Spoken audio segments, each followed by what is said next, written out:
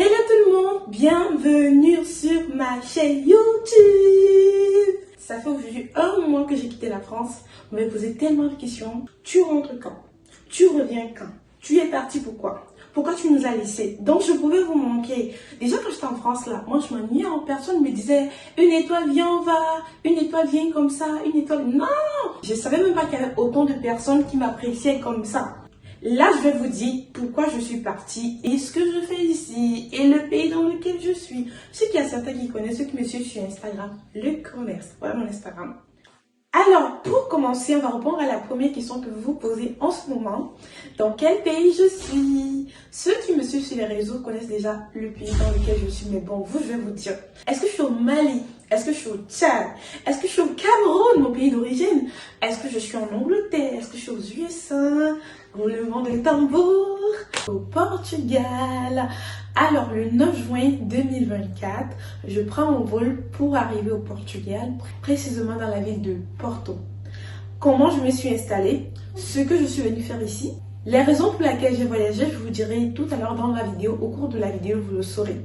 Comment ça s'est passé mon voyage? Mon voyage s'est très bien passé. 2 heures de vol. La chance avec le Portugal, c'est qu'on a 1 heure de décalage, donc j'ai gagné 1 heure le jeu de mon voyage. Je suis arrivée dans mon logement. Mon logement, je peux le trouver en ligne. Je me suis installée dans une résidence longue à courte durée. Dans ma résidence, il y a tellement de profils. Des Brésiliens, des Anglais, des Portugais, des Espagnols et tout. Il y a plein de résidences de voir 20 personnes et tout. Chacun sa chambre et tout. Tout se passe très bien. Je me suis installée dans un bête de logement.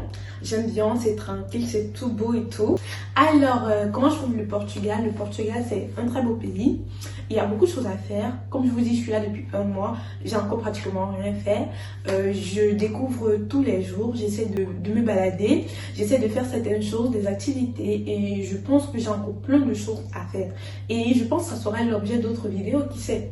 Maintenant, vous m'avez posé plein d'autres questions. Une question qui est revenue plusieurs fois aussi. Quelle langue je parle au Portugal et quelle langue tu utilises? Pour savoir que moi, je ne parle pas portugais, mais je vis au Portugal pour cette période. Oh là là, mais par contre, il y a une langue qu'on appelle la langue internationale. C'est l'anglais. La question que je vais vous poser en ce moment, est-ce qu'elle parle très bien anglais? Est-ce qu'elle est bilingue? La réponse est non. C'est non, non, non, non, non, non. Est-ce que je suis bonne en anglais? Non. Est-ce que je suis venue pour apprendre à m'exprimer en anglais ou bien pour améliorer mon niveau de langue anglaise? Oui, c'est le but de ma mobilité. Je suis venue ici pour améliorer mon niveau de langue. C'était l'objectif du voyage, mais pas la raison principale. Mais c'est le challenge que j'ai et c'est la langue que je m'exprime ici au Portugal. Et la chance que j'ai, c'est que les Portugais parlent très très bien anglais. On dirait même qu'ils parlent même pas portugais, ils parlent tellement bien anglais. La seconde question que les gens me posent, c'est la durée. Je viens ici pour combien de temps? Pour répondre à cette question, sachez que je ne viens pas ici pour 1 mois, ni pour 2 mois, ni pour 3 mois, ni pour 5 mois, ni pour 6 mois. Je vais m'installer au Portugal. Je suis maintenant portugaise. Je rigole. En effet, avant de vous dire la durée, je vais vous dire pourquoi je suis ici au Portugal. La question phare que tout le monde m'a posée. Qu'est-ce que tu fais au Portugal? Et là, je vous dis. Du coup, j'ai voyagé pour le Portugal dans le cadre de ma mobilité internationale. Je sais que vous me voyez tout le temps sur les réseaux. Vous pouvez imaginer que je fais quelque chose de ma vie, mais effectivement, je fais quelque chose de ma vie. Je suis étudiante en 4e année à l'école d'ingénieur en France. Et comme toute école d'ingénieur, pour avoir un diplôme d'ingénieur français, il faut faire une mobilité internationale. D'autres vont faire de l'Erasmus, c'est-à-dire faire un semestre à l'étranger. Comme moi, d'autres vont faire un stage à l'étranger. Du coup, je suis au Portugal pour mon stage à l'étranger. Quelle est la durée de mon stage? En effet, je suis au Portugal pour 17 semaines, qui est l'équivalent de 4 mois et 1 semaine. Je viens à peine d'arriver, ça fait 1 mois que je suis là, vous l'aurez compris. Je suis de retour en France en octobre. Ne vous inquiétez pas, je vais revenir en France. Je vois beaucoup parmi vous qui se demandent comment as-tu trouvé ton stage? Est-ce que c'est l'école qui t'a donné ton stage? L'école ne m'a pas donné le stage. Ils nous ont dit l'année passée. L'année prochaine, vous effectuez une mobilité internationale. Et c'est un stage. Parce que d'autres ont la chance d'aller à l'université. C'est un stage et c'est à vous de trouver. C'est à toi de trouver ton stage, de postuler toi seul. Et imaginez un peu, tu es dans un pays en France. Déjà que tu viens d'arriver, t'es même pas encore, t'es encore étranger dans le pays là. On t'envoie à l'étranger encore chercher le stage. Les mails sur mails que j'ai fait, c'est toi qui te démerde à tout trouver toi seul. Du coup, j'ai postulé pendant 6 mois. 6 mois de recherche de stage entre les refus. Les mails avec les refus. Parfois, j'ai même eu des réponses. Qu'on m'a demandé ma pièce d'identité que j'ai donnée. Ils ont vu que j'étais camerounaise là. Ils m'ont dit non, vos critères ne correspondent pas pour venir faire le stage. Donc, j'ai eu beaucoup de difficultés à trouver mon stage et finalement, je l'ai trouvé au Portugal.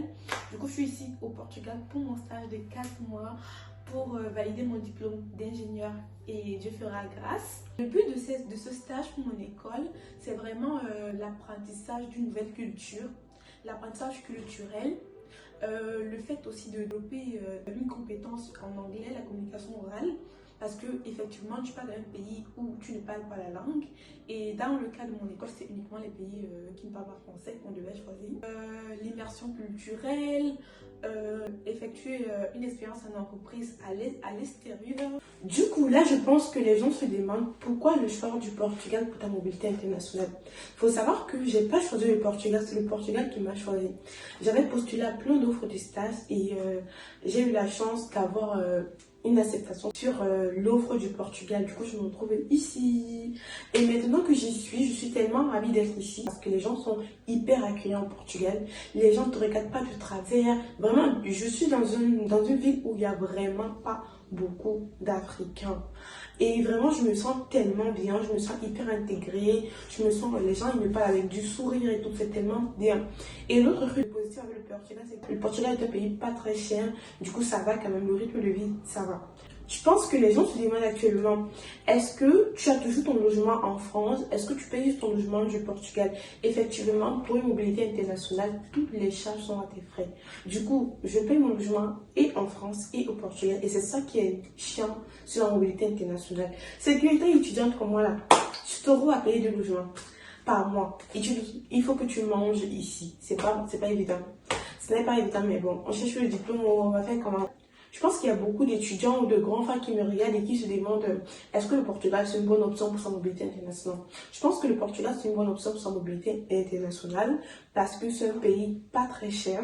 Tu arrives à manger avec ce que tu as. Les restaurants sont abordables et c'est juste les logements qui sont quand même un peu chers parce que moi je paye quand même cher au logement et tout. Mais sinon, la vie, les gens sont accueillants, apaisants, sympas, les transports ça va. Et il faut savoir que les transports sont gratuits pour les moins de 23 ans. Donc j'ai eu beaucoup de chance. Bon, en conclusion, merci d'avoir regardé ma vidéo. Dorénavant, je vous promets d'être plus active sur YouTube. J'ai fait l'effort au moins.